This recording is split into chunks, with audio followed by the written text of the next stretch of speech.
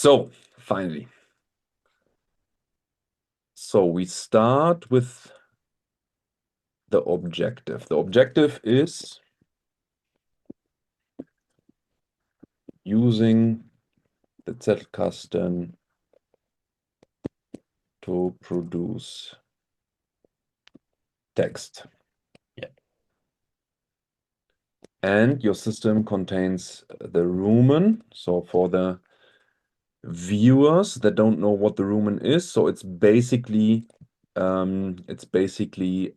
a thing like similar to the second brain. Second brain, yeah. Yeah, meaning you put in stuff that you don't commit fully. So it can be capture sources, it can be like rough commentary, it can be like anything and everything, just guided by like a particular folder, like structure, let's say, and you can look it up. So there's an article on Zettelkasten.de on how to combine the second brain with the Zettelkasten.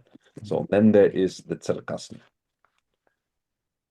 And lastly, obviously, then there is the writing. So the question is then how to make sure that each of the connections here is delivering just enough.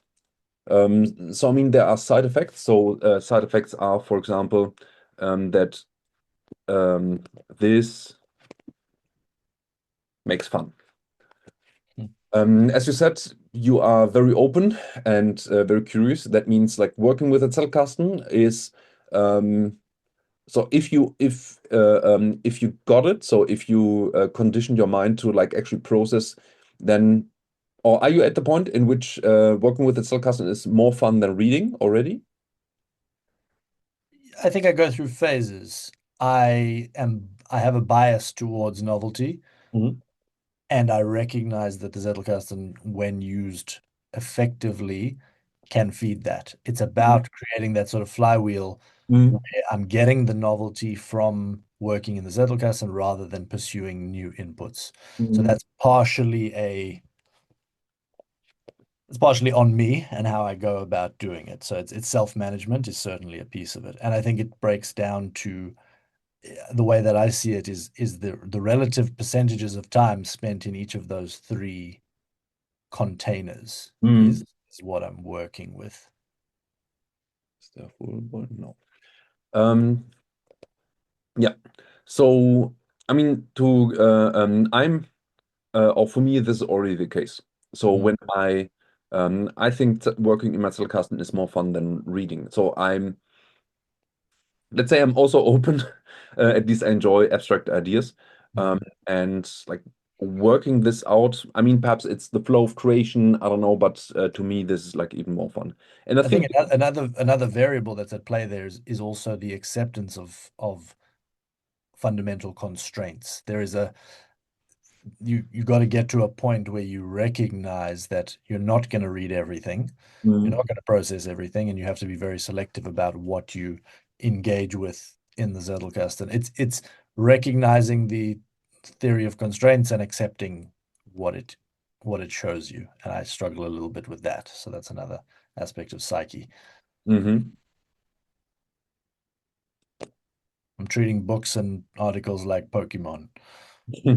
Yeah, this is what I can identify also with. So, um, yeah, the challenge is then, yeah, time, or I would say resource allocation. Yes. I rather like resource because I think there are three components to it. There's time, there's attention, and there's energy. And Mhm. all three obviously need to come together so you can work effectively. So time is basically the real, let's say the outside kind of like thing. So you need to like schedule and make appointments and stuff like that with yourself. And energy and attention is more like kind of like the inside game because you kind of like also mess up a custom session. So this I mean this happens I guess to anybody. So instead of like properly processing, you kind of like read half this and half there, like write half a note, and then kind of like all over the place. And yeah, even here, you don't produce like, anything. So um, what I like to do, and keep in mind, I'm still retraining myself to put more effort into writing because I lived for 10 years with the assumption that I just like work with my Zettelkasten for 40 years and then just Acting like falls out. yeah, and then just produce my big thing, Mhm. and then like go fishing or do something else and not care what happens with it. So I need to like really decondition or like change my way of working and be put way more focus on actually writing or publishing. So what is the mental shift there that you came to realize that doing the work in the Zettelkasten does not produce the outputs in their complete state as writing? There's still plenty of work to be done, and that Um, the promise made in certain places about work in the Zettelkasten and writing comes out is is a limiting view and not correct. yeah, I mean, for me personally, this insight came like pretty early. Mhm. So the first edition of the Zettelkasten method was like a lot of just copy and pasting notes Mhm. and just testing the theory of the Zettelkasten like can actually like produce the text. So what actually works is that you can produce a lot of like shitty drafts. Yeah. I think Christian and we created, I don't know, like perhaps a dozen or something like that within the span of a week. So this is what you can do. It was we just copy and pasted every note that we had on the Zettelkasten just in folder, and then like shuffled them around as links on like a document, just using the TextMate editor back then. And then we came to like very like different ways on how to present it. And back then, I personally I wasn't like super serious about the Zettelkasten method as let's say as a platform to publish anything. Yeah. So I was just sharing like ideas, like very like undisciplined, because back then I was like hyper focused on my goal to write like a particular series of books. So this is the context of the first edition. Now the second edition is like or was like a more serious endeavor. Um, for me, it's mostly about valuing and changing, like consciously changing the reward structure.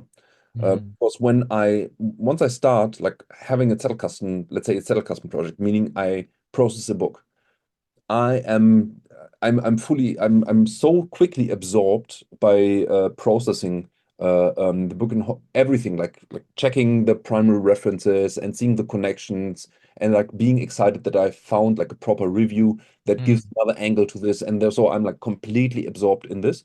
And it might happen, or it did happen. So when I focused, for example, on the habit book, I spent 2 weeks processing like, just a single book. So with obviously like with I had appointments and had other work to do, but like any minute that I would count as work was fed into this. Mhm. And in hindsight, I structured my I just structure my the project and task like very badly, because what I should do, and this is what I'm doing now with the English translation of the Zettelkasten method book, so the second edition, Mhm. is I need to focus on one thing just until it's finished, instead of having like a couple of things that I sometimes do then and then I fiddle or put another like task in between appointments and stuff like that.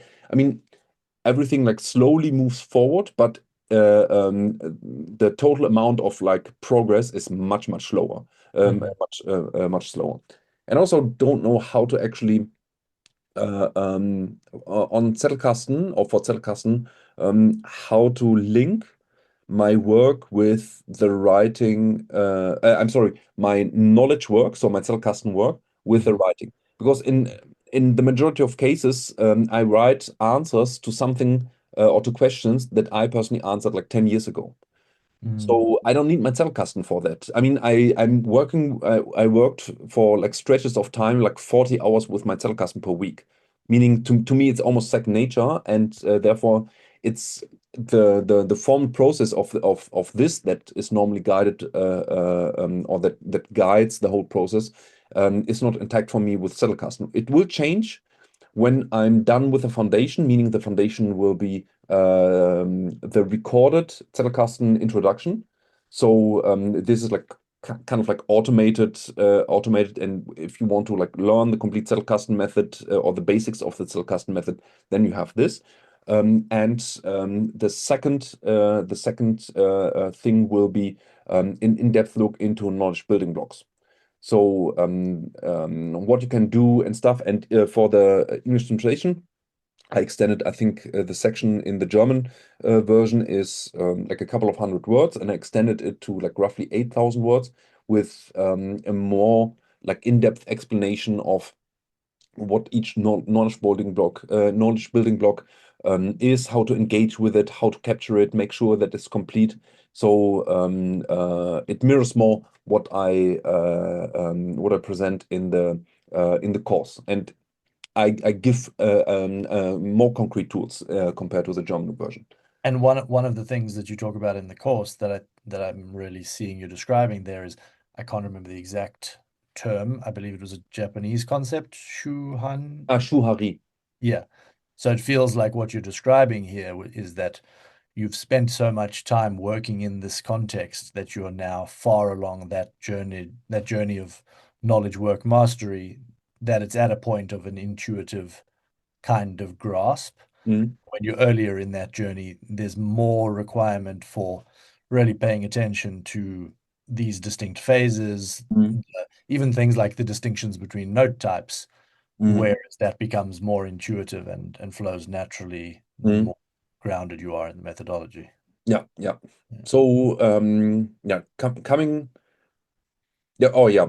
Or to summarize my answer, for me, it's mostly about actually making time to Mhm. write, not postponing editing because editing is what doesn't come naturally to me. So I just try to fill it in, and then it can be that editing an article was done in like 15 minutes chunks, like spread over 2 weeks or something like that. Then both the result is not good, and also the speed of progress is also bad. So for me, it comes mostly to things like that. And so, are there any sort of structural or self-management elements that you've incorporated there to help you allocate your time across those activities, including the ones you don't particularly enjoy, like editing, Mm. that you sort of created an environmental design to get you spending time in the blocks in alignment with your desired output, which is consistent writing? Or is it Mm. something that's formed naturally? So yeah, right now, so I'm just in a phase, so meaning I focus on the English translation. I want to be able to have the beta phase as early as possible because the beta phase then is for me much easier because I can then react. It's not that I on my own in my kind of like isolated box trying to figure out if I wrote something correctly or not. Mhm. Because then people would point out this is bad, this is good, or something like that, and then I can react to it. And it's for me, it's much. I guess for anybody, but I think for me the contrast is much bigger. But when I will move beyond, let's say beyond what for me is like second nature. I Mhm. mean, I don't need to collect anything what I'm writing now about because like a lot of stuff is like that's quote unquote invented by me. So, Mhm. for example, the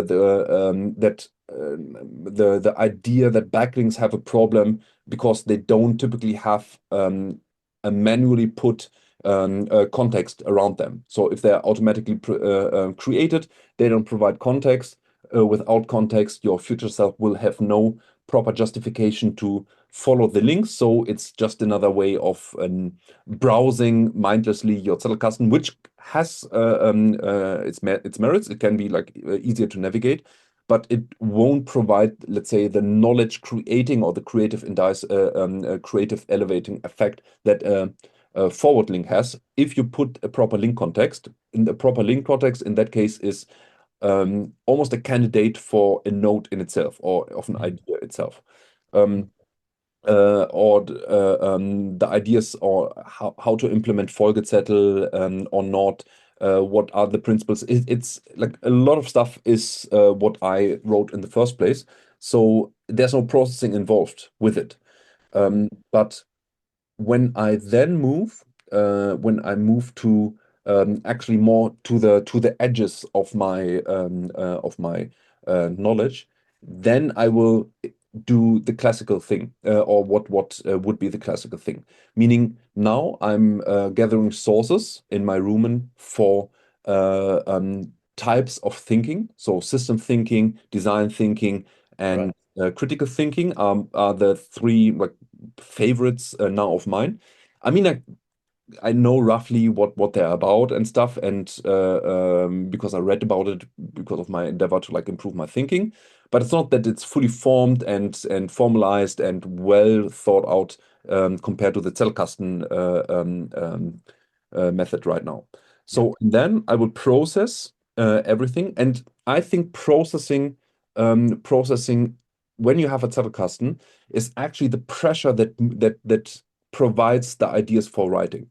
So I Mm. don't think about like, or many people think about the pull system. So they want to write about something, and the writing project pulls in the ideas and the necessary tasks. Mhm. So people start with a text idea, and then they figure, oh, I need empirical evidence perhaps for this and that. Or they just start writing, and they start writing and think, I don't know enough to like really present this idea. Now I will read up something, so improve my knowledge on this, so I can actually be are able to write this. Mhm. And to me, it's this is a convoluted writing process because I don't know if I want to like pick a fight with Carl Newport, but I think this is what Carl Newport does. I mean, it works. It works for like his particular books because Yeah. It's a as different context, I yeah. guess. Yeah. So that means I think he just has like a big container for one book, and then he dumps all his stuff in there, and then he slowly builds along. So I think he even called it like a quote dump or something like that, and said, don't overcomplicate it, just Yes. the relevant quotes that you feel are that help you to write a particular article, and then just like work on this with this material until you have an article. So this It is what. feels it feels a bit more aligned with the kind of approach that Ryan Holiday has talked about and that he, Mm, I think, learned from Robert Greene. mm, That essentially he's essentially got what you it's not a Zettelkasten in the true sense, but essentially a dedicated box for each book and mm, gathering all the quotes, all the ideas in that siloed container. So it's fundamentally different from the Zettelkasten.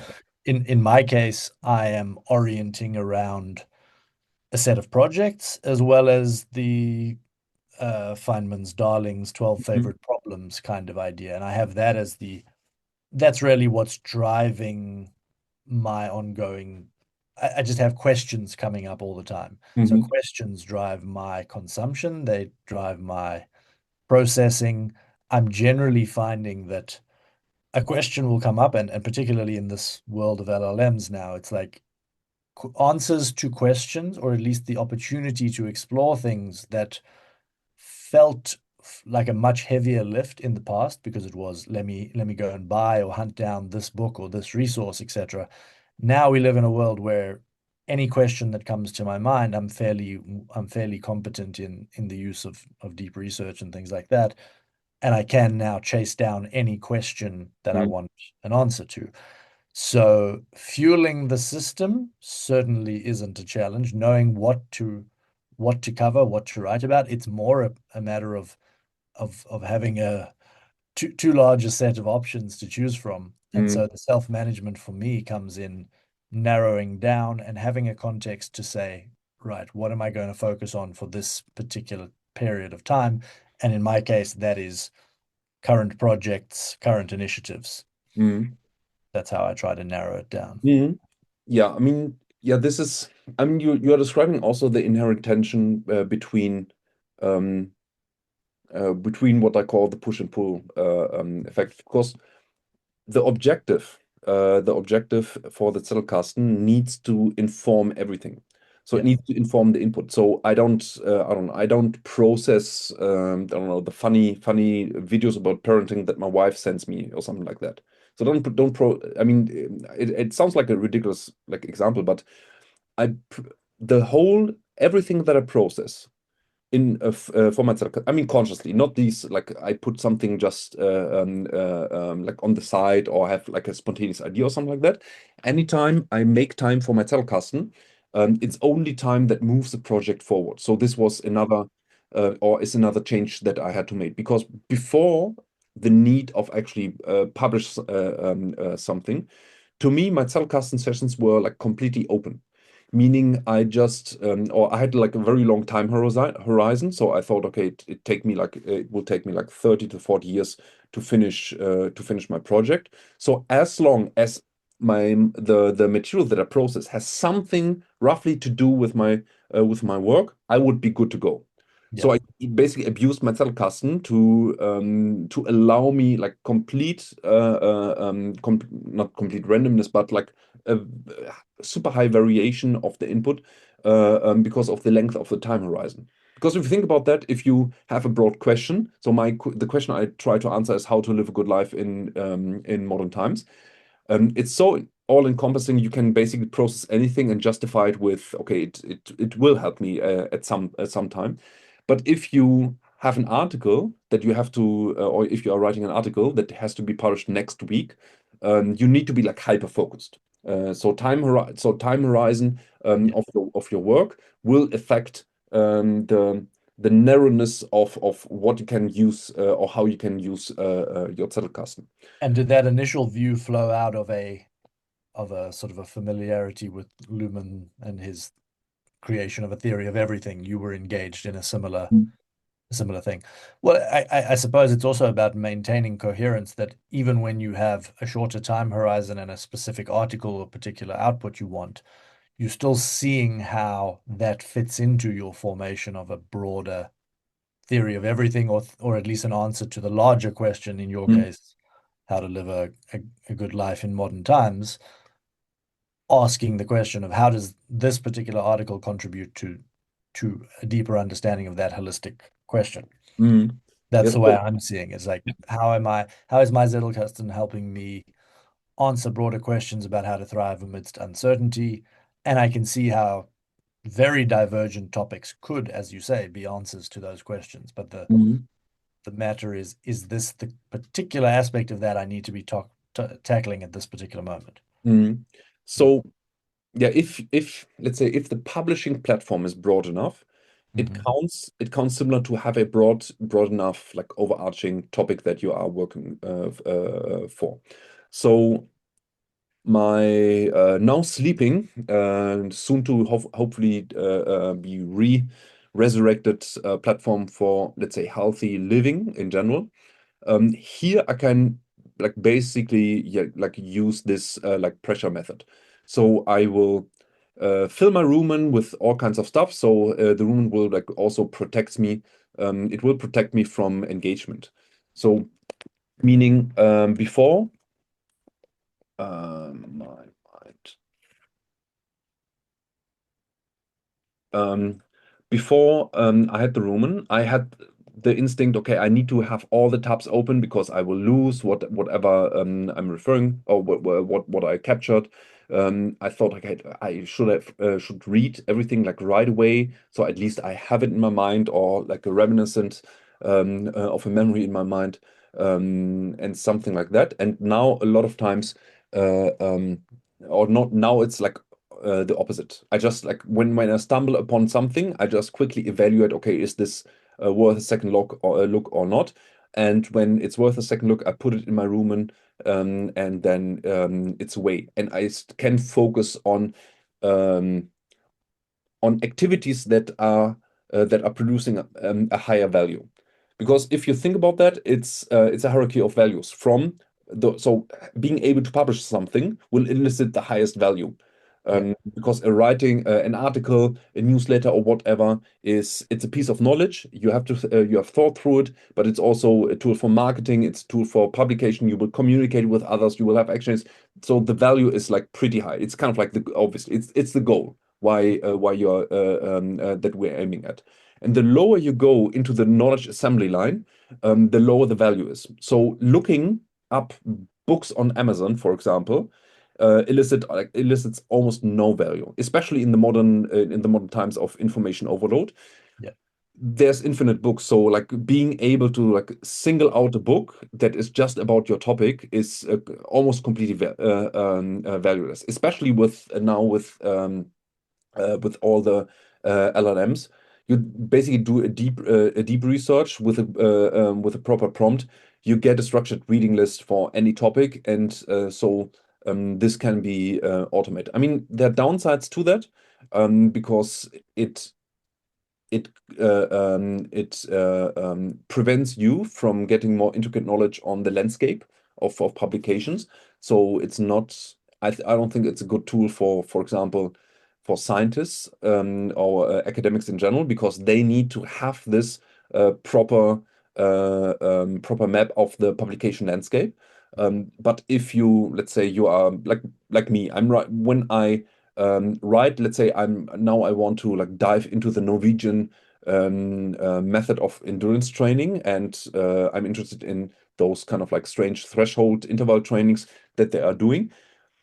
I don't need to like be an expert on any like source or anything. I need to just find the authoritative sources that Yeah. also fit or are scientifically sound, and then I just process them, and then I'm good with it. I don't need like a intricate like, knowledge on anybody who like has an opinion on this, opposed to somebody who's writing a PhD thesis or on the topic Mm. or something like that. Um, But just one point of clarification on the protecting your mind from engagement. Would you say that your rumen is essentially a hybrid of a read it later app and a second brain? yeah. So it's a composite of material that's been read and material to read. Yes, but I would say the second brain in itself is a built-in read it later app. Okay. I would say. So, I mean, you put everything. This is how I would describe the second brain. So, apart obviously from projects in which you would engage with nodes and sources. Other than that, it's mostly about avoiding engagement. And I think when you read Tiago Forte's book on that, you will read like the sentiment of avoiding engagement like throughout the book. It's Yeah. mostly about like doing things just in time, avoiding front-loading work, but only do the work in the case you are like 100% sure that you will need it. Also, the notion of progressive summarization. I mean, there is It's opportunistic engagement. yeah, exactly. And so I mean, for the purpose, so it's not a criticism. I mean, I use it for the very thing that I think it's designed for. I use it to avoid or to protect me from engagement, because this will help me to protect like two of the most important resources, namely time and attention. Well, my structure for that is it's a little bit more. I really benefit from hard edges in GTD language in terms of Mhm. really distinct blocks or separations between things. So for me, I have a very distinct set of contexts. So Readwise Reader is essentially an inbox that doesn't require clearing. Mhm. It is a permission structure to capture whatever captures my fascination at the time and be okay with purging it at a later date or just not getting to certain things. Mhm. What I actively process out of that, and really an engaged reading process of annotating as I'm going, is then being passed into Evernote, which for me is my sort of second brain slash Mm-hmm. root. And so what I have there is partially prepared excerpts. Mm-hmm. And the next step is to be ultra selective about which of those make the cut to be dealt with and have a Zettel created out of it in a separate tool. Mm-hmm. So Yeah. I'm really giving myself explicit separations of the kinds of work that happen in certain places and protecting my mind from engagement in that way. Mm-hmm. Yeah. I mean, yeah, this is how I think how it should work. I mean, the inbox of I think yeah, I think this might be another like source of confusion, anxiety. I don't know what which one would be the best word to describe it, but people think the inbox of or the task inbox behave the same way as the inbox of information and stuff. Yeah. But if you think about that, if your inbox is empty, so your knowledge inbox or your read later apps stuff or something like that, if you don't have anything, you need to actually seek out Yeah. stuff so you have something to process. So it's actually a very good situation in which you have plenty of material in your inbox because then you can spare the research or like finding information. And this is how I view my rumen. My rumen is basically a preparation, like something like a half-structured reading list for stuff. Mhm. So I stumble like regularly. So I mean I'm not immune to that. So for example, when I have my lunch break and I don't feel like doing something useful during my eating, also like mindful eating or being mindful would be also something useful. So not even that. So I mindlessly browse, let's say Reddit, Mhm. and then I very often find links to studies on like health and fitness. But I don't have time, I don't have the attention to read then, let's say, a narrative. The last thing was a narrative review on zone 2 training, so low intensity exercise. And I just like skimmed it like a little bit and wrote like a little commentary what I would do, and then I just put it in the rumen. But in the rumen, I have a section on low intensity training, meaning now when I want to engage with or do more research on low intensity training, I will have a prepared reading list, meaning sometimes it's also there's little preparation, so it's just a link. So the only aspect of preparation attached to it is that I know that for me back then it was worth to put Mhm. the link in there. So selection is a tiny And preparation. and the interesting thing there is that you are still you've still designed it to have a little bit of friction Mhm. required so that it's got to meet a certain limit that you're going to be that it's interesting enough that you're actually going to seek out the section in your rumen to put the link in the correct place. And that little bit of friction actually makes quite a difference when you're dealing with a lot of links versus just clicking the reader extension in Mhm. Chrome and it's saved to the inbox. Like there's zero friction there, and I think that actually can be a problem if you get a little trigger happy. Yeah. So I don't have, I think for like a very short time, I used, I don't know which read later app, but Mhm. to present my ignorance on it, like I don't have subjective experience. For me, like putting something in my room and it's like super quick. Yeah, So I don't feel it as friction, but I don't have the contrasting ease of just having a read later app. yeah. But yeah, then I also have like hopefully some commented some more comments, and then I know okay, I put it in there for this reason. So for example, the narrative review or narrative reviews, perhaps in general, are just nice triggers Mhm. because narrative reviews are basically like very, how would you say, they have the same problem as anything non-systematic. So they are selective, biased, and stuff like that, which is kind of like I think it's fine to an extent, but that means you don't think that the narrative review is something that gives you an overview over the body of science or the current state of research. It's just an opinion piece, basically. I think with a scientific costume. costume. Mhm. So yeah, so this is the tension I think is like from with pull and push is at the heart of reaching your objective. And I would say one solution is to separate this. The work with Zettelkasten and the work with writing. Meaning, when you are curious, you can't live a life or like structure your week in a way that you always try to like put the brakes on because you think, okay, I'm too open, it's a problem, and therefore I need to have brakes on it. I think it's very important to give yourself permission a couple of weeks, a couple of times per week, to just like go go crazy. Mhm. Obviously, within the confines of there should be at least the hope of something useful. So, I guess like the existential weight of Pokemon Go is not something that would be very like fruitful endeavor, even though it might be like an interesting research topic in itself.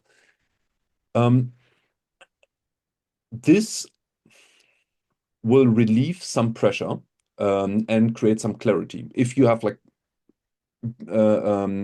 good proportions of the time. So a good proportion or a good chunk of time would be a day or half a day, in my opinion. Mhm. I think a half day. Oh, feel free, by the way, to also write an Excel draw. So it's not just for me, if you want, or if you see fit. Um, so this allows or this freedom allows you to like just like release some energy Mhm. because being curious is not just it's not just a behavior inclination, it's also a need. And if you don't fulfill the need properly, then you will either be like resentful and then you are annoyed with yourself, or I don't know, or think, okay, the process is the problem. It's not for me, something like that. So um, uh, um, for me, this the balance that I was happy with quite some time was when I had 2 days with Zettelkasten. Meaning, for me, the days were the chunks were long, so it was like 6 to 8 hours. I just like worked with my Zettelkasten Mhm. Wednesdays and Saturdays, like from morning to like not afternoon, but like roughly 2 or 3 p.m. And then I was basically cooked, or my brain was cooked, and then I did like just like easy emails and stuff like that. But this for me was enough. So or the frequency was high enough, so it created some like a threat, because I also picked always a longer thing to process. So either it was a book or like a really comprehensive review on something. So I had a thread for a couple of weeks. And I think this helps a lot with creating a little bit more structure and order in the process, opposed to like always like starting a Zettelkasten session, not knowing what you want to engage with, and then having in the beginning a phase in which you need to like find something that you want to commit to. So I think starting a Zettelkasten session with an already pre-existing commitment is it's a way better thing, because not knowing what to do is basically a source of psychological entropy, Mhm. and psychological entropy is basically anxiety. So I for sure you don't have like a panic fit if you don't know which article you will process, but there is some low level uncertainty like attached to it, and this low level uncertainty, in my opinion, is hindering like the flow. Also, when you, let's say you schedule 6 hours, you will lose easily an hour just like finding the right resource if a lot of times. But if you have, for example, a book, and obviously the book needs to be worth it, then for a couple of weeks there's no question what to do. And then after a couple of sessions, you are so entrenched in the book that that you can like start right away. So it's just like 5 to 10 minutes of warm up time, and then you're good to go because you continue something as opposed to like starting something new, which is sometimes a bit more of a hassle. Mhm. So um, then when you schedule 2 times or a couple of times per week, just I mean, Zettelkasten work is still writing, meaning you produce text, so it's not just something separated from publication or writing or something like that. Then you dedicate a couple of times. Sorry, so one point there that was really helpful for me was the distinction that you spoke about writing to think versus writing to Mhm. communicate. And I think that's a crucial step in terms of just even a mental barrier to say I'm doing the writing to think in the Zettelkasten and then the writing to communicate in Mhm. a separate step and in a separate place. Yeah. So for the unaware, so writing to think is basically you externalize your thinking, hopefully to the Zettelkasten. And writing to communicate is actually with the goal of somebody else is reading. I think a big problem of writing in general is that you mix a lot of modes. So Mm, even I mean, when you, for example, don't separate write to think and write to communicate, you are also not separating edit to communicate and edit to think. mm, So let's assume you just like write an article. During the editing process, you will learn something new. So it might be that you will need to completely restructure the article, or in, let's say, perhaps it's the worst case. Um, you learn something that completely destroys the purpose of the article. So you might even have written 2,000 words only to learn that writing this article doesn't make sense at all. So you lost basically the time and effort in there, which is kind of like it's part of the bigger picture. So it's not the end of the world, and it moves. Obviously, it having written this article at least gave you the insight that this is not the correct way, or the ideas are not sound or not applicable, or what else. So there's a lot of learning happening in that, obviously, because you edited to think, but it's much more efficient, I think, if you already have done the writing to think to a sufficient level, then focus on writing to communicate, and then just have the problem of editing to communicate. mm. I mean, for me, especially with Zettelkasten, it helps a lot because I don't need to write to think. It's not correctly true because for me, like writing to think is also to figure out how to like present ideas, because I think this is one of my biggest weaknesses, to present ideas in a way that are feasible to people that are not so, let's say, not so keen to Well, engage with uh, abstract yeah, things. yeah. So yeah, my weakness, my big weakness is that I often like just throw something like an abstract model or a theoretical reasoning Mhm. and expect people to then just apply it. Because It's to me, a form of curse of knowledge, right? even, In a way. this is too euphemistic for Uh-huh. me. I think it's a lack of empathy on my side.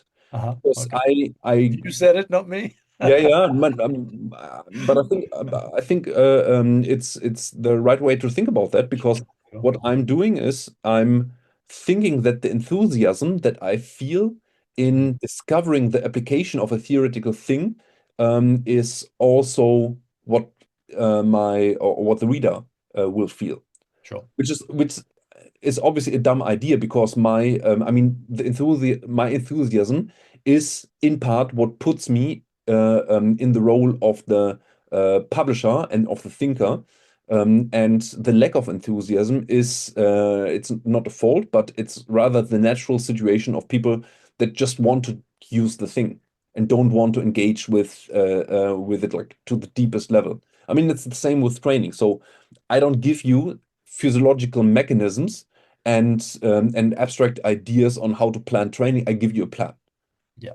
when I'm a trainer. And I don't expect you to have the same enthusiasm for, oh, when I have these kind of like tiny cluster breaks in a more lengthy interval, you have a better whatever, whatever, and your lactate is this and that. I mean, I might explain it to you so you have more background knowledge, and this increases let's say compliance with the training. So it makes sense to you. So when something makes sense to you, what you train, you are more likely to stick with it, as opposed to something that you don't know how it works, and then the only thing that creates compliance is just the trust in me as an authority. I mean, it also works, but I think it's a low it's a low paradigm training or trainer approach, Mhm. let's say, because I want to, or at least I think I want to give you at least enough knowledge so like within a period of time you are able to basically understand your training and apply training, and you don't need me anymore.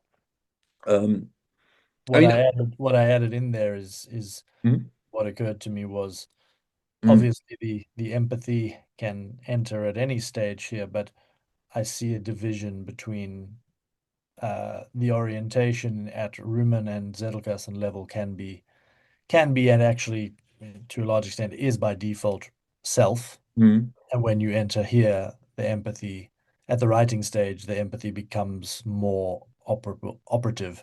And now you're starting to think about other mm, in terms of that is the fundamental mental shift that I see in the difference between writing to think and writing to communicate. Writing to think is it's a me-oriented activity. How do I understand this? How does my future self understand this? What do I need out of this? mm. At the moment I move into writing to communicate, it's now the addition of entering the conversation that my reader and entering the place that my reader is at. Yeah, yeah.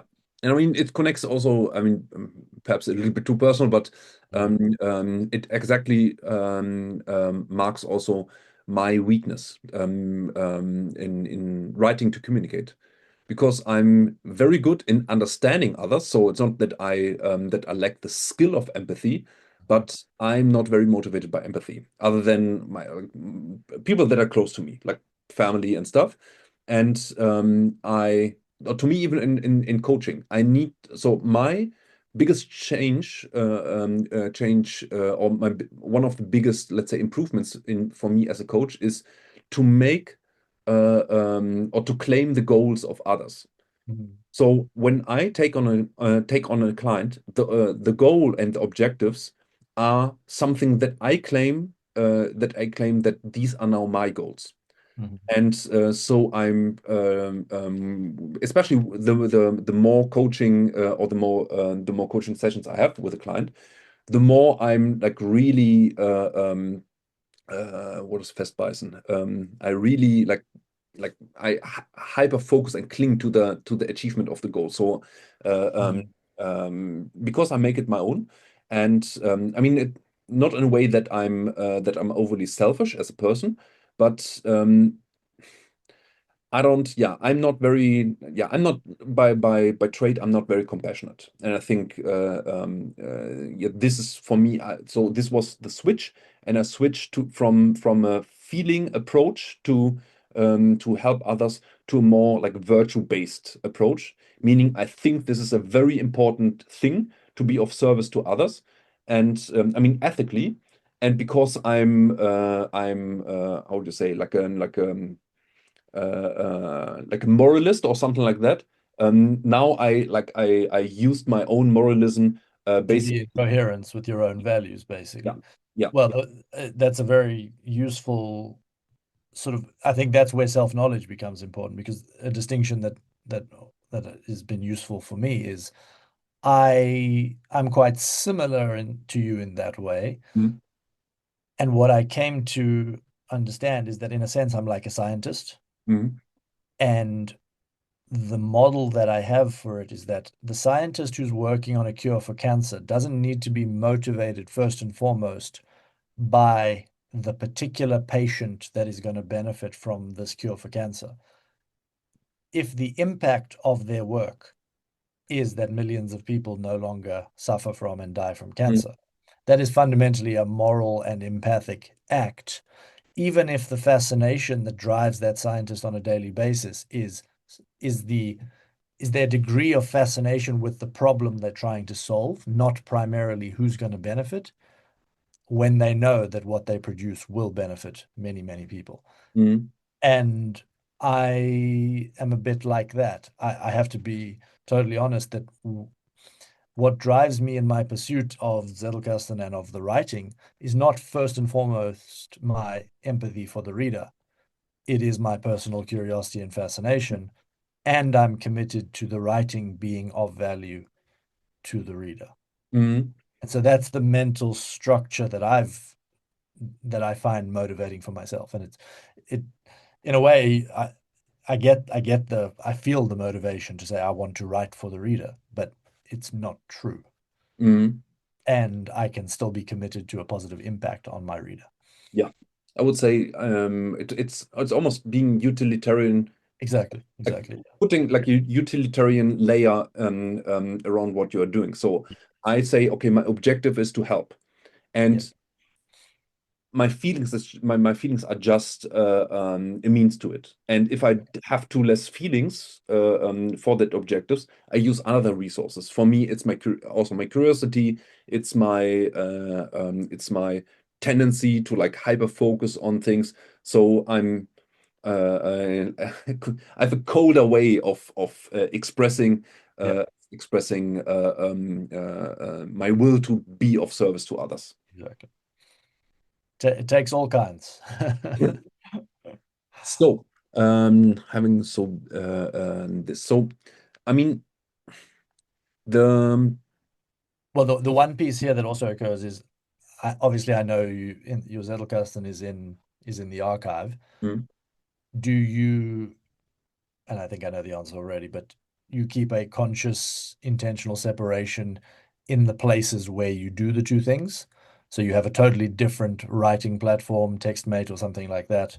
mm, And is that a sort of an intentional scaffolding to separate the writing to think and the writing to communicate?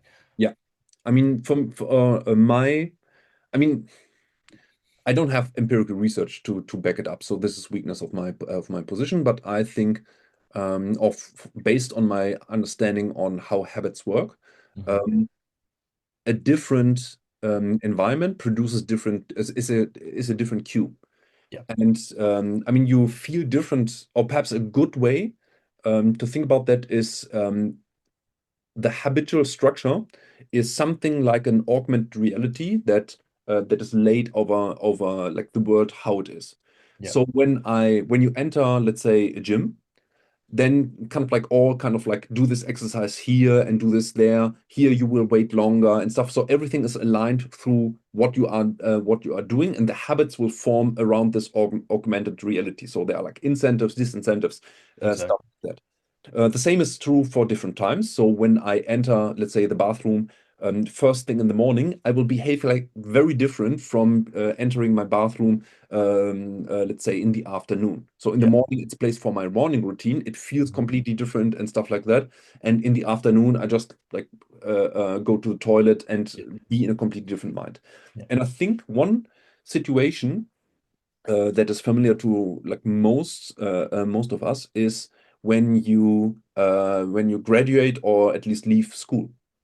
Because in the beginning, let's say when you are a student and you enter your high school or the equivalent in your country, then the incentive structure is avoid the teacher, or this teacher is nice. Here you can like be a little more loose. Here you need to be watched out. Here is where the cool kids hang out, and here where I don't know what and stuff like that. And the moment you are no longer a student, any incentive structure is away. It's like in a moment it turns into just a building. And mhm, you remember how everything feels, but you don't feel it anymore. And it creates is for me at least it was I don't know how long it took. So the awkward feeling went away.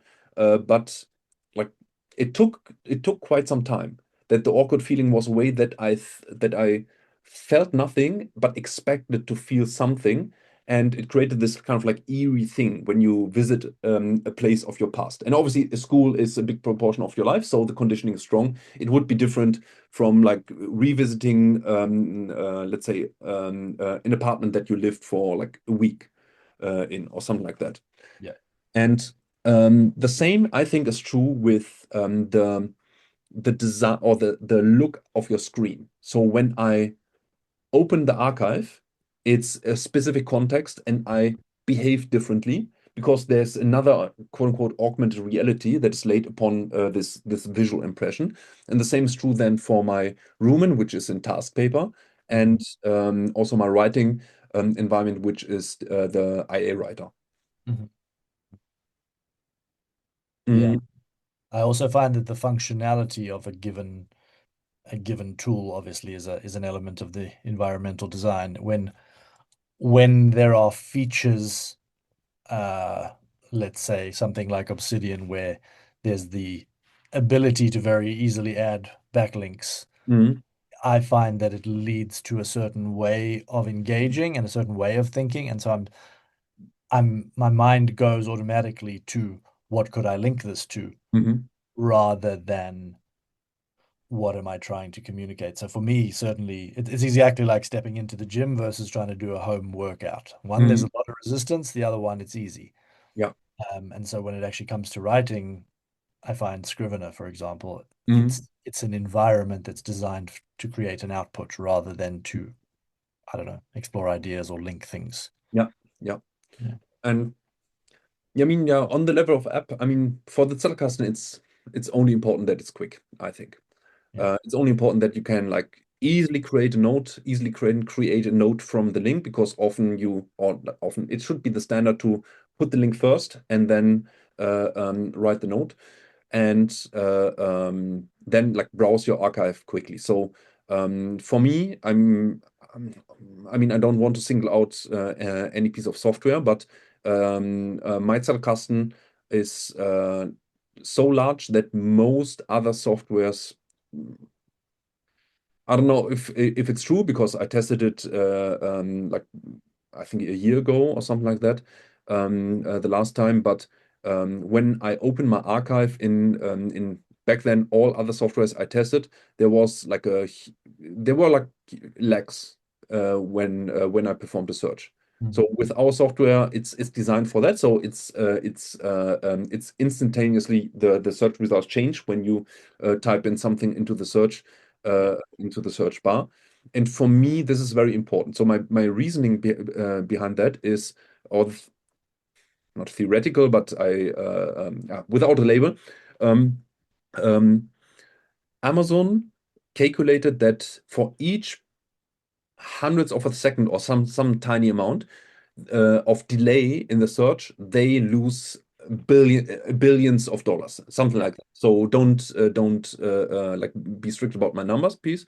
But I think the same is true in the Zettelkasten. So if you have lags and it doesn't feel like seamless, then you lose this kind of like immediate kind of feeling to it. Mhm. And then the incentive, so this creates like a barrier which sometimes hinders you from like seeking out another link or seeking out another idea for a connection or something like that. So Mhm. with the archive, at least I don't, or we, on the level of like snappiness, there's no barrier at all. It's kind of like you are like really quick and feels like swimming through water, as opposed to like trying to like get through syrup or Mhm. through a swamp. And I mean, there are like then obviously yeah, I keep it at that. So to me, this is like very important for the software. And then obviously it depends on let's say the scope or what you want on the level of features. I mean, when you compare, for example, yeah, when you take Obsidian, with Obsidian, I think you have the universe of features. I would say perhaps you could describe Obsidian even as the Emacs of noobs or something like that. So infinite features, very customizable, but at the same time, this customizability comes at the cost of being able to distract it and also to attach yourself to certain features. meaning if the features are no longer provided. I think with Obsidian, the problem is not that big. But if the features are become very specific, so one example would be data view, then it will be very hard to replicate the feature with other apps. And yeah, then if for any reason you can't use Obsidian or don't want to use it or something like that, then this creates a point of friction and a point Mhm. of friction that I don't like. And Yeah. I mean, to me, features are always, or if they don't make something just more handy, they most like all the time they get in the way. Yeah. So I just engage with the tool and not with the knowledge, because to engage with knowledge, you need text, you need tables, you need drawings, for example. I mean, Yeah. the biggest strength I think in Obsidian is that it's like seamlessly integrated with Excalibur, which is, by the way, how I use Obsidian. So uh, Yes. I just use it as a drawing app nowadays. Yeah. So big shout out. Oh, I can't pronounce the name. So big shout out to the Excalibur inventor. So I mean, Excalibur, I think it's the best. Mhm. It's like by with a big margin. It's the best way on how to create like quick diagrams and stuff like that. Yeah. That's super. So yeah, if you think about the production chain as habits, I think oh, I think about it like this.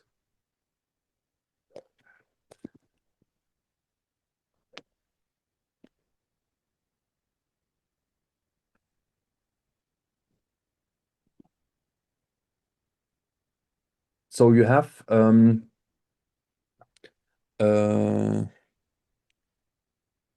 a set of habits that produce a certain result. So in the information diet is everything that produces sources. Mhm. So the way how you browse, your subscription, um, everything like related to that. Then your reading habit will be the way how you consume or engage with this information with these sources. Meaning, um, are you reading articles like right away, or in your let's say you have an RSS feed reader? Um, are you reading everything? Do you have like a morning thing, like a newspaper? Or are you putting everything first in the read later app and then read a selection out of it? Do you read in the evening a book? Do you read physical books as opposed to digital books and ebooks, I mean, um, and stuff like that. And I count reading, so listening is also reading. So podcast and stuff is also subsumed because I don't have a better word for this kind of type of habit. I don't want to say consumption Consumption. habit. Yeah. Yeah, consumption habit, but I think the word is too lifeless. I don't like it. Um, and processing habit is everything that everything what you do to actually engage with the reading. So Mhm. in a way, you could say using mnemonic techniques is also some form of processing habit. So if you have a memory palace or like a lot of memory palaces, this is what I heard today that you can have like a big set of like memory palaces, and it's a recommendation to me. This was something new today, but using this technique is also a form of processing habits. So to me, memory palace techniques are in a way meaningless, not as a critique, but you use a trick to memorize stuff or memorize information. And the way how you memorize it is not in a way productive on the level of knowledge. So I Mhm. tested for I don't know for a couple of weeks. So I have theoretically one memory palace, and the founding date of Rome is written on an egg on a card that is on the toilet. Mhm. So, but the connection there, so I can like immediately produce it, and perhaps because it's such a like strange or quirky examples, I can always like come up with this association. But it's not that it's a meaningful connection in a way that I don't know, Rome has something to do with X, really. I mean, it's because of a German saying that is called 753 Rom kroch aus dem Ei, so it rhymes and basically just says, yeah, Rome crawled out of its egg in 753 before Christ. Well, this is another utilitarian thing. I guess it comes down to what you have to do with that knowledge. Yeah, yeah. And I mean, in Zettelkasten, connections are then what I label as meaningful, meaning when I connect, let's say, a node on how to raise a child with dog Mhm. training, the connection is actually producing a new like new knowledge. So I either transfer the pattern here to here, and then have a third kind of like entity, which means, okay, the pattern of this is applied to content of this, and now I have like a different couple, something like that. So this what I mean with meaning. And then writing habits is everything that you do to communicate whatever you know. And there is, or this is something like an assembly line, meaning each Mhm. thing can be viewed as a machine, and each machine feeds each other. So the information diet produces sources. The reading habit produces promising, let's say, promising ideas that are worth to engage with. This produces knowledge, and this produces publications. Mhm. And I mean, it's a very loose definition of publication. So even if you learn something and then you just like tell it your colleague, is a way of publication in that case. So I have a very like wide and not so strict definition for each of the habit. And this or the task is then to um, or there's like a threshold. So the information diet needs just or the minimum amount of sources that you need to produce in your information diet is is that your reading habit is fully possible. So if you are lie in your bed and you don't have any book to read, even though you are an evening reader, this would be a problem. But I think the information diet is, yeah, I mean, it's an obvious saying in modern times. So the information diet is no longer, or the challenge is not longer to come up with interesting things to read, but to filter out and like skim the cream from the top Mhm. of all the stuff that like kind of like pushes itself into your life. And then the reading habit needs to produce um, enough enough promising sources to engage with. So whenever how let's say you schedule 2 days per week for your Zettelkasten, and your Zettelkasten work is the way how you process, then you just need enough promising items and sources to engage with, so you don't run out of material to process. And then this needs to produce enough knowledge, so uh, um, uh, so yeah, so you know enough on how much you write. So there's a quote by, I think it's Robert Kiyosaki. Oh, wait a second, I need to have a toilet break so I don't explode. Um, yeah, so it's an assembly line, and you just need I see it as pre-products for each step. Mhm. So this is kind of like the basic framework for that you can use to schedule uh, schedule enough time for each habit. I mean, if you are able, let's say you write a weekly newsletter, and you are able to write it like consistently every week with no problem, then obviously you have much more leeway to create other values. Because I mean, for me, for example, Zerkasten is just like joy and fun, because I then can just engage with knowledge and do my thing.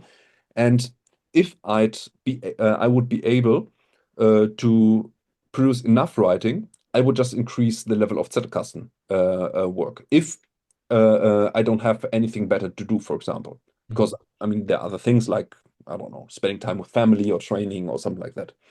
Then so um, yeah, this would be the framework, I think. So do you feel so when you would judge yourself, how would you evaluate each of these machines within your own assembly line of production? Fairly strong throughout, but getting weaker as we climb up. So I'm Mhm, very strong in information diet, reading habit, slightly less strong in the processing habits, and weakest currently in the writing habits. mhm. And is your do you write enough? No. I write a fortune, but I don't write enough of the kind of writing that I want to be doing, which is producing the outputs for the newsletter. Mhm, So I'm writing all the time, but it's how much of my time am I spending on that particular aspect of writing. mhm. So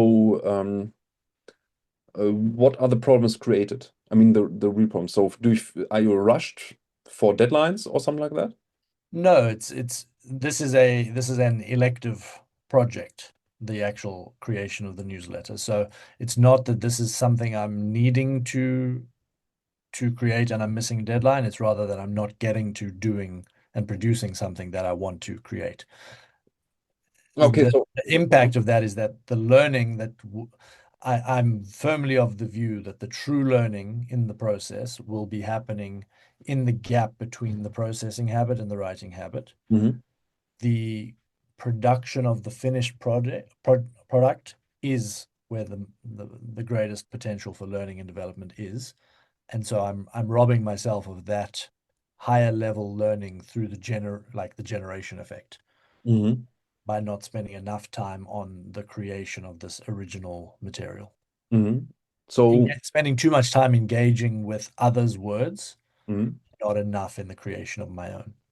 I mean, by deadline, I mean it's also like self-imposed deadlines. I mean, Sure, when sure. you Yeah. perhaps, or another way would be, are you struggling to meet your self-decided schedule of publishing? Yes. Yes. Ah, okay. So yeah, then you see then uh, here you have your then the major issue. I mean, it's kind of, I think it's a common problem. I mean, after all, this is the actual goal. So anything, so if you would publish enough and have no problems and no issues with any kind of like scheduling or something like that, then Mhm. you could focus on just like how much joy do you Mhm. have, or how much are there other side effects of the knowledge assembly line that are worth pursuing, for example, because perhaps like writing is on the side, or I don't know. Let's imagine you are not interested in, but you are a high level expert in makeup, in beauty products, and be able to like Yeah. just produce a newsletter and make money of it. So you would minimize the engagement with this. And if you are able to produce your weekly or monthly newsletter to make your money of it, then the rest is just it's basically another pipe, Mhm. basically. Meaning you write a newsletter for in a bizarre world, you write a newsletter on makeup and beauty products to earn money, and then use another knowledge work assembly line to like engage with, I don't know, existential philosophy or something like that, because this is then more a non-monetary endeavor than for you. But then you have, yeah, the resources here. Then attention, obviously the same: attention, time, and energy. So I mean, the solution could be straightforward. So perhaps I will put it in another row, order, I mean. So do you put enough time, like scheduled time to write to communicate? No. Do you schedule, do you have like fixed times? So do you have like a regular schedule for writing to communicate? No, I think that's actually that's a fundamental piece of it. I've spent so much time in the curiosity-based consumption and pursuit of new knowledge that I haven't created the formal structures and time blocks for writing to communicate. I've deprioritized that up until this point. Hmm. Yeah, then I mean this is like pretty optimistic because then the solution is straightforward. Yeah. So for me, like on the level of organization, so right now it's not what I'm doing. So but I did it for quite some time. Namely, I can show it because Mhm. all my tasks then Yeah. will pop up. But I have a weekly or in my weekly review in which I like review tasks and plan the next week and empty my task inbox and stuff like that. Um, I have a recurring like template or the template for my weekly review, and one task that I have in my weekly review is to plan one time block and one chunk, and the chunk is half a day for me Mhm. to write for Zettelkasten. And that means for me, writing is then also it means editing everything else. So most of the time, when I'm able to follow the schedule, I will write something for the first 2 hours and then edit something for the last 2 hours. Mhm. It's not a strict thing, so I don't like abort my writing project when 2 hours is over. But I write mostly until the first steam is blown off, and then I switch to editing. Um, I mean, perhaps in my case, it would be a good idea to switch around because editing is much harder for me than writing, which comes like fairly easy to me.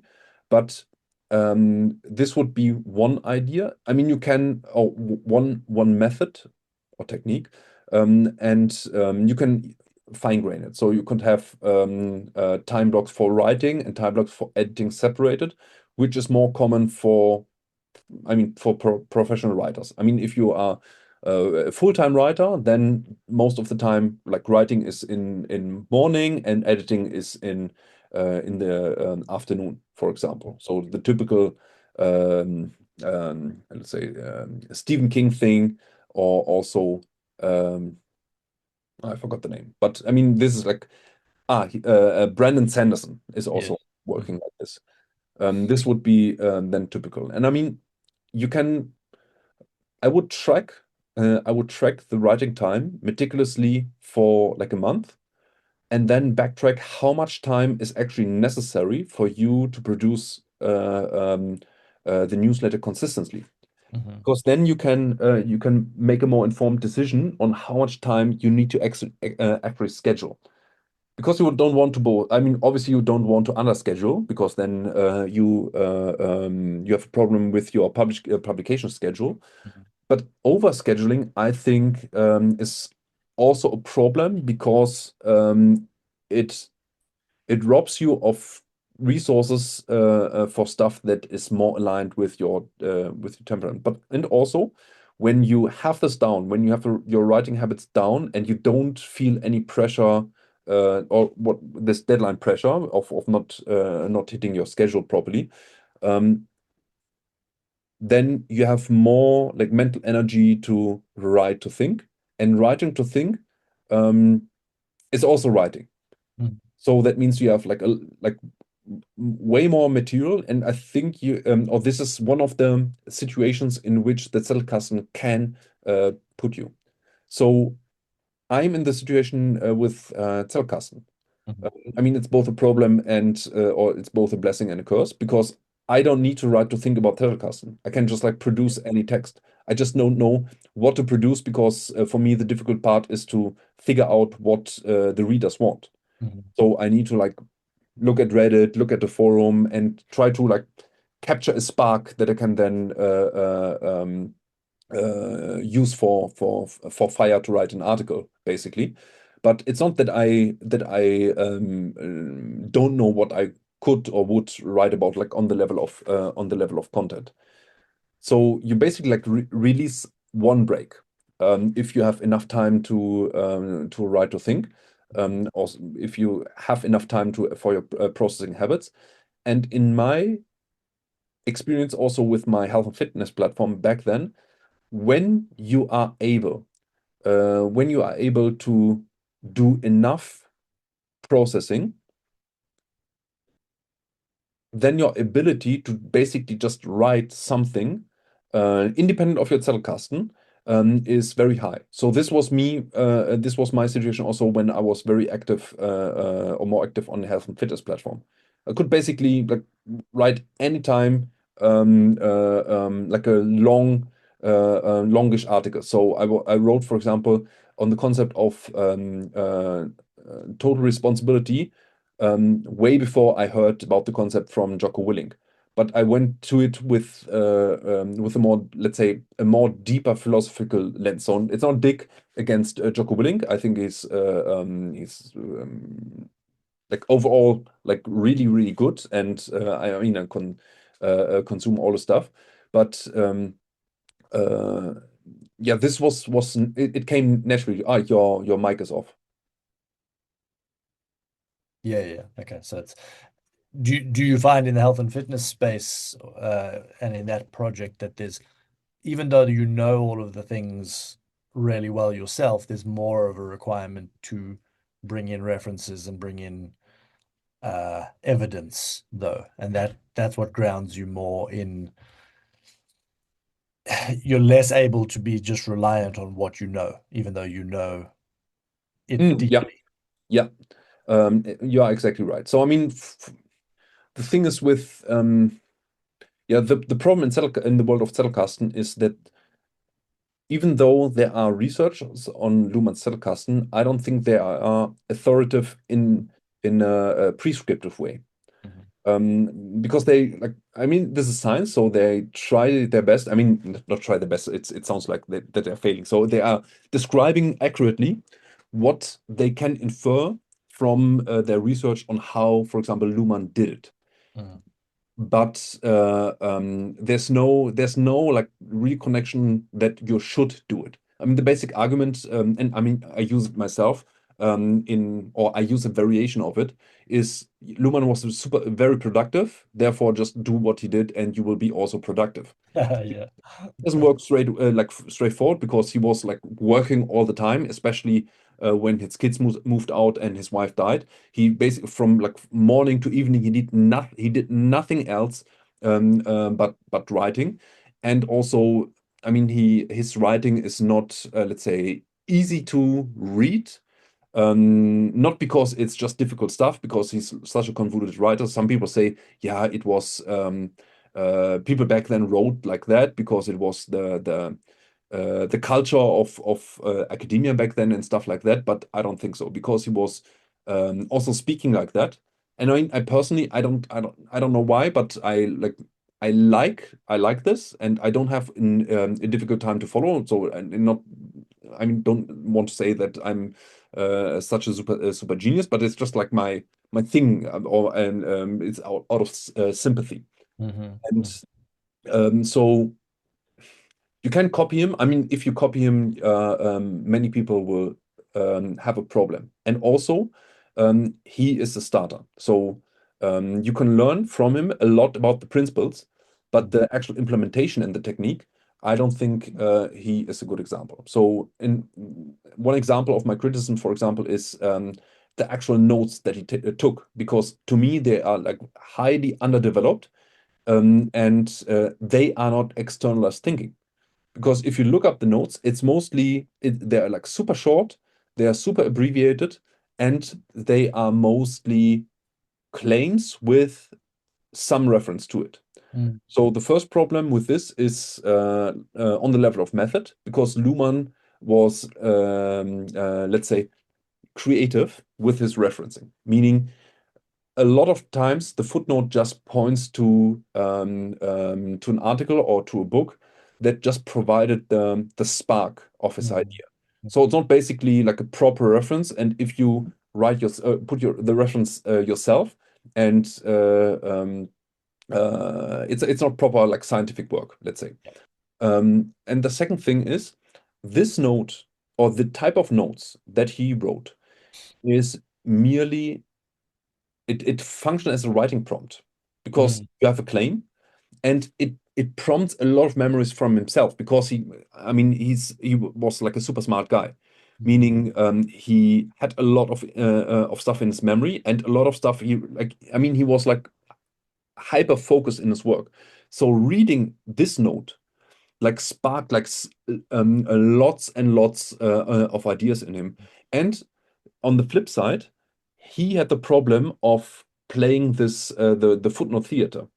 So to give his writings the academic authority, he needed to have like a lot of reference and footnotes. But back then it was actually a big problem because back then when you or the way how you end up with a footnote and a reference there was like super laborious. Meaning what if you or to read an article, you need to go to the library. Then you had like a big cupboards with like actually physical journals, and then you need to like browse and look and scour. And so when you read something, it might turn out not to be useful. So you basically did a lot of work. So basically, let's say you are out to read one article. You do some research in a physical like slip box in your library just to go to the stack of to stack of journals, then look it up, read it.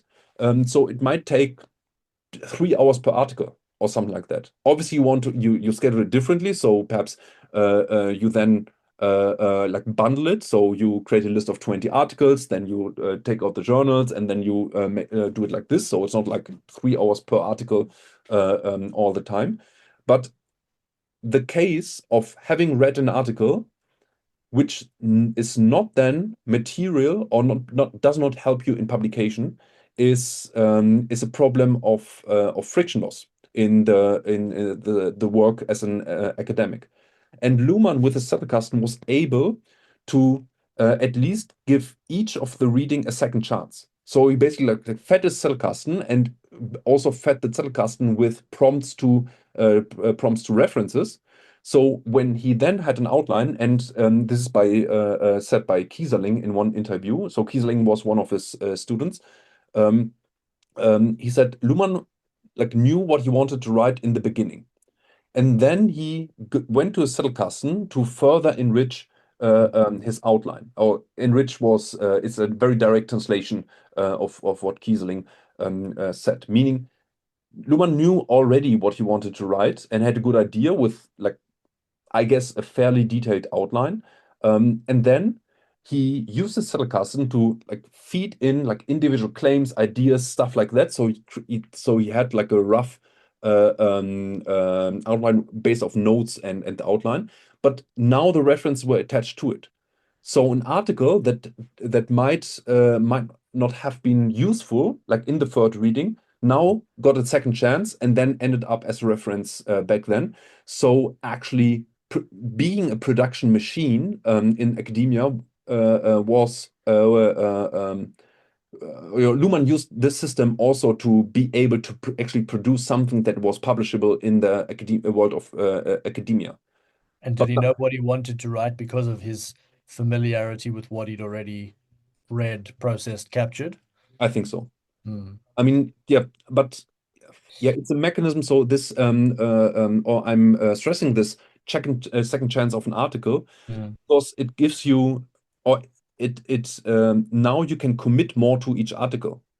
Because if you don't know if the article actually helps you, the commitment to the article is much less rational. And this is also what I learned myself when I was a student myself. So the it was regularly phrased as don't read, but use articles or use books.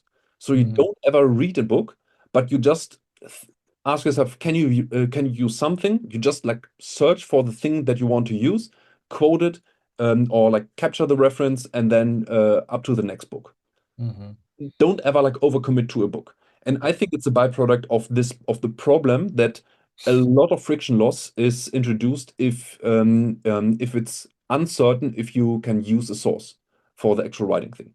So, Mm. but in modern times, this is not a problem at all.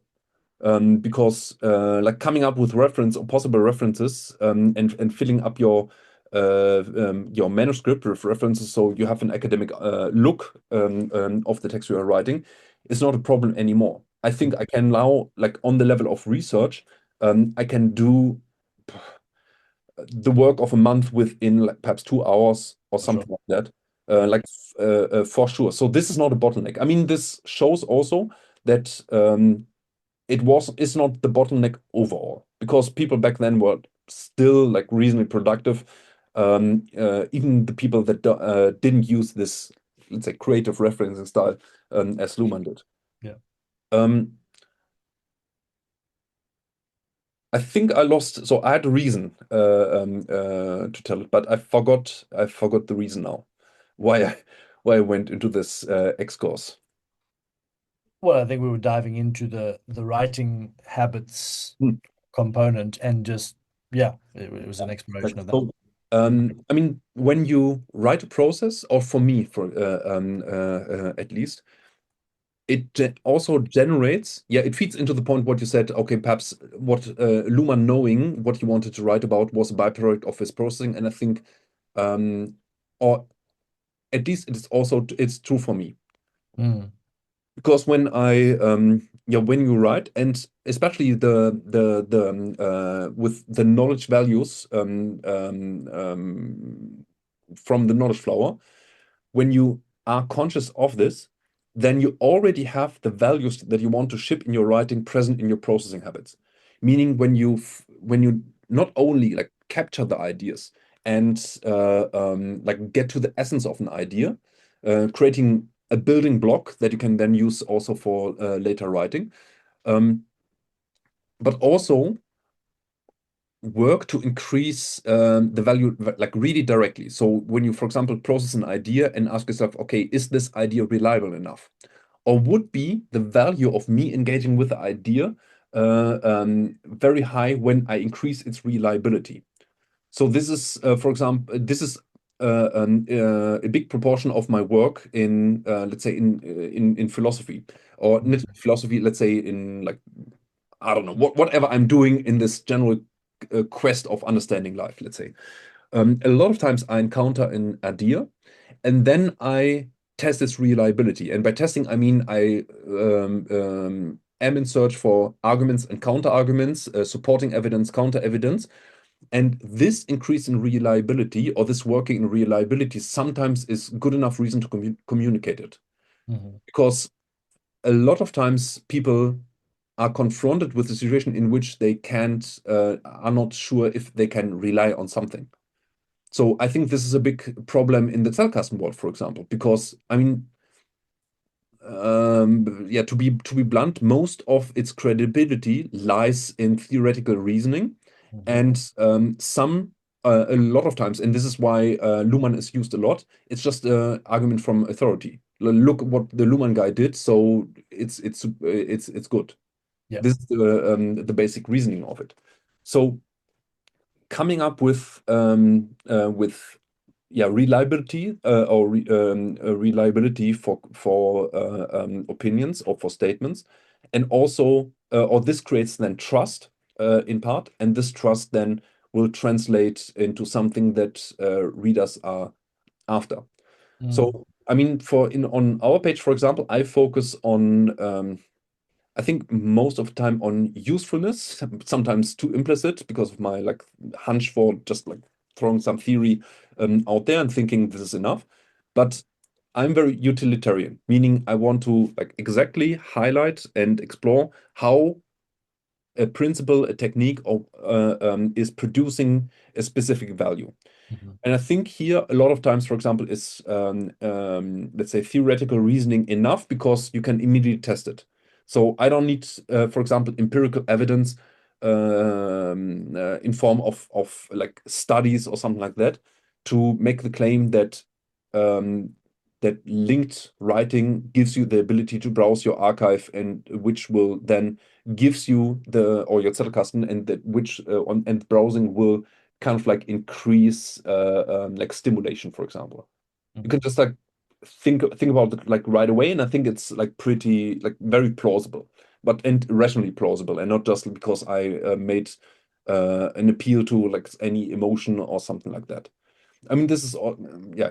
I mean, this appeal to emotion is also present in the field of PKM or personal knowledge management, because a lot of times people like try to appeal to like the feeling of loss of control or lack of control. They appeal to like the promise of being able to easily and effortlessly do this or that and something like that. So I mean, this is another, let's say, like vehicle for marketing, perhaps, or something Yeah. like that. But uh, yeah, so the values, so reliability, usefulness, reliability, relevance, usefulness, beauty, and simpleness. When you put them on the notes, making the idea, so enrich this idea, then also writing to communicate becomes easy because you already have the values present that you want to ship. Because Mm. what are the readers are wanting? So the readers want things that they use. They want to be assured of the relevance. They want to like see how something is applicable to them as a use case. They want to have knowledge that is reliable, or they want to justify their trust in something. So, Mhm. I mean, this is why, I mean, take veganism, for example. So, if you are a vegan, why would you consume any content? I mean, the problem should be solved already. So, you don't eat animal products. And then, I mean, perhaps there are some practical stuff. Mhm. So, how to cook nicely with this or that recipe on and so on. But still, the vegans, like, let's say, quote unquote, proper vegans, engage with all kinds of like ethical reasoning and with justification. So they will read articles why the latest vegan research is confirming them, or they will read perhaps the counter side or something like that. But why? Yeah, because of this need for reliability, and it's constant need. Mhm. So, seeing something that either challenges or confirms the trust that you have in something that you believe in is is something that we seek out. And therefore, a vegan, let's say, a newsletter about veganism works even if you don't provide a lot of like concrete tools, like Mhm. recipes and stuff like that. And even though many, I mean, it's typical for the vegans that they are already very sure about the ethical reasoning behind veganism. So why engage with the ethical reasoning at all? Because this engagement is rewarding in a sense that it's performative in upholding the trust. Yeah. And I mean, this is like the psychological layer. So, I mean, now people that are watching it, and so I'm not against, for, or in between veganism. I'm just pointing out the psychological mechanisms that I think are behind a vegan newsletter. Mhm. Yeah. So, do you feel that you have enough energy for writing? Or that, oh, are you writing in a situation in which you have enough energy? Yes, yes, I would say so. I think from my tendency has been to over prepare, to want to go too far into either process or into concept. Mhm. And what I'm seeing a lot here is that a lot of it is about state management, it's about self-management, and psyche, um, which the tendency is sometimes to overcompensate in the areas of process. And I think that's what manifests in people zeroing in on what's the difference between the types of notes and things like that. There comes a point where you have sufficient structure and it's just get into action in the actual creation process. Mhm. And it's yeah, so yes, I have sufficient energy in that space, yeah. Okay, so yeah, but what I mean by energy is actually like um, I mean it in my direct sense. So, for example, when you schedule writing Mhm. in the evening and you are tired from your work, you might not have energy to write. So this Right, is an issue. right. Yeah, that's certainly an issue, and I take the approach of if it has to happen, it has to happen first. Is it? It was. I made this as a question. So, is it an issue for you? So, are you It right? is an issue for me if I delay it till the evening. Okay. So it happens sometimes that you delayed and then kind of like I Then I'm need out to of write. steam. I've done too much work in the day. I've done too many other things, and I'm out of the mental frame and the mental energy to actually write. Mhm. So Yeah. the part of the design of this is that I need to structure it that the writing happens Mhm. uh, early, And and that is possible for me. do you have problems of focusing during writing?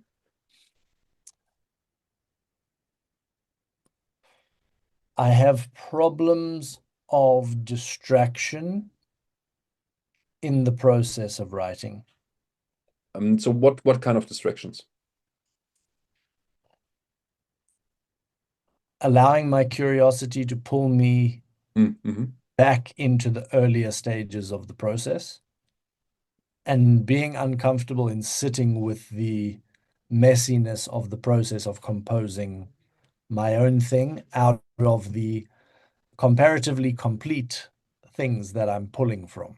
Mm-hmm. So there's this comparison over here from I'm working with a set of things that are further along in the process, and now I'm creating something new. This feels incomplete and imperfect, and this feels it just has a nice finished nature Mm-hmm. to it. Mm-hmm. That's the struggle, and that's the psychological part of it, I would say.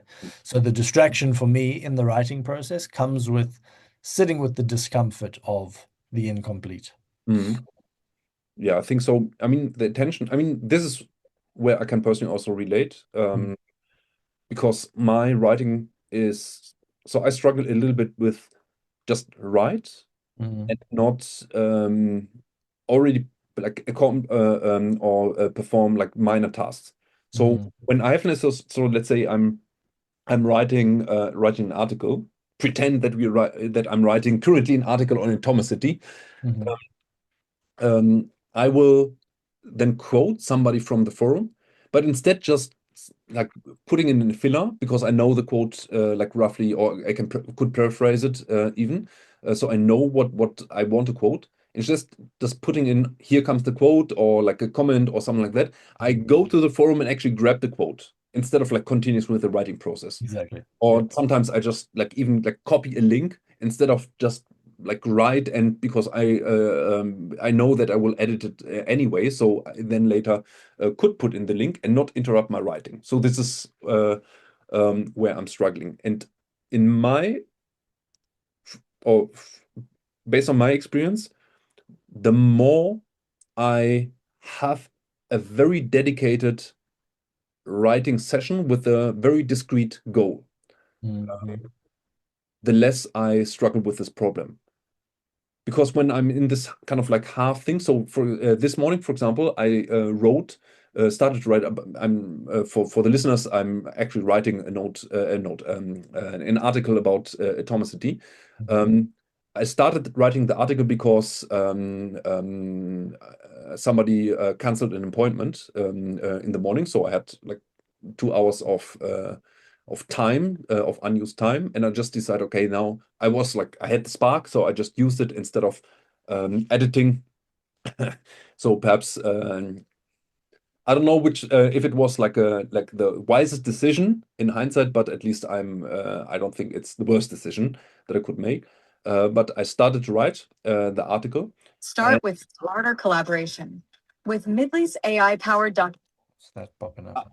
okay, I thought Zoom is complaining because the call is No. too small, something like that. Um, so I wasn't like purely in the writing mode. So I was a little bit annoyed because the appointment was early, and therefore I didn't help my wife with getting the kids ready. Mm, And then I basically had this I want to say the abortion, the canceling, the canceling of the right. appointment. So it was Uh-huh. like annoyed because it was short term, but at the same time I want to give the benefit of the doubt because sometimes something short term comes up, and it's not some unreliability on the person on the other side and stuff like that. So I was like in this kind of like in between mood and mode, and I had to make the decision. So my focus progressed over the 2 hours that I wrote. But in the beginning, I wasn't like in pure writing mode because I need to decide. And then I started it. I wasn't sure if it was the best decision. And all this like confusion fed into my writing, and not into the writing itself, but in my propensity to distraction. Like, like grabbing the link so I can put it in, and stuff like that. Then perhaps having an idea, but then going back and forth. Then I opened my email, then I started half writing an email, and then I thought, like, why I'm writing this email? So it's not even a thing that is now like spontaneous, but just because of reflex. So I closed it, and this, like, it was kind of like a constant noisy kind of thing, and the noise like slowly dimmed down. And then like I wrote, and this was I mean, for you it's old news, but this is why I was a couple of minutes late for appointment, because only then I was like really into it, and then I forgot time. And I mean, for the viewers, I was 4 minutes late, so it was not that much. Yeah, but 4 minutes is, again, in my family, 4 minutes late is actually 15 minutes late. So you actually have to be like before time to be on time.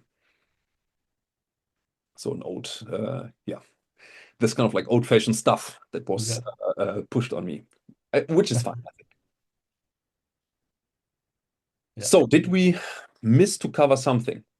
No, I don't think so. I think it's a very comprehensive view of how each stage is feeding the other. And I think the key thing as well for me is it's the recognition that there are the core principles, there are the set of habits and sub-habits at each stage. I think looking at that production line, the sort of the workflow, is a good reminder for me that there is personalization at each step, whether that's the tools you choose, whether it's the sub-routines, and you have to design those for yourself in a way that works for you. But sticking with, it's very helpful for me to sort of chunk it down into the information diet, the reading habits, the writing habits, etc.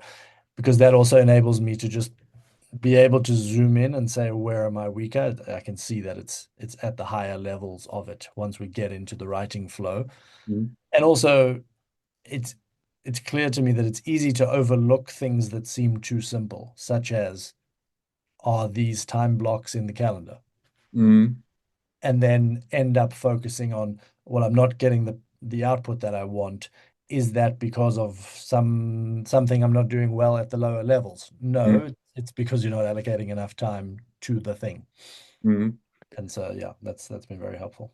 I mean, a summarization of this is, whatever or whenever you don't have external constraints, your internal inclinations take over.